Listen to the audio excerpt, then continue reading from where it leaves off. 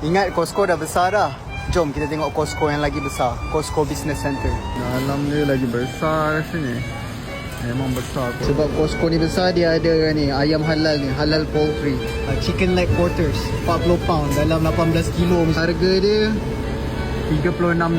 Kalau drumstick saja harga dia $34. Peti ais dia memang besar macam ni. Memang sejuk dalam ni.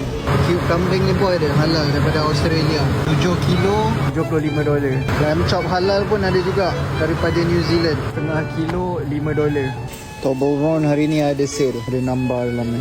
Daripada $12 jadi $8 je. M&M pun ada sale hari ni. 1.8 kilo $17 jadi $12.5. Asal Nutella dengan pretzel stick. Dalam ni ada 16 benda ni.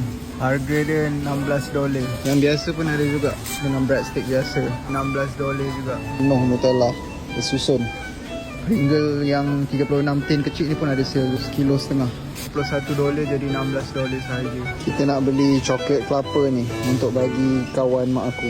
430 gram. Harga dia $11. Coke biasa diet Coke, Coke Zero pun ada 35 tin $20. Coca-Cola klasik ni ada 24 botol sebekas $16. Dah settle lah kita beli barang. Kita cuma beli 2 ni je. So total $22. Tak ada cukai sebab untuk makanan kalau yang dah proses macam ni di California tak ada cukai. Yang ada kalau korang makan dekat restoran, sama ada sejuk ataupun panas yang disediakan dekat restoran, baru ada cukai.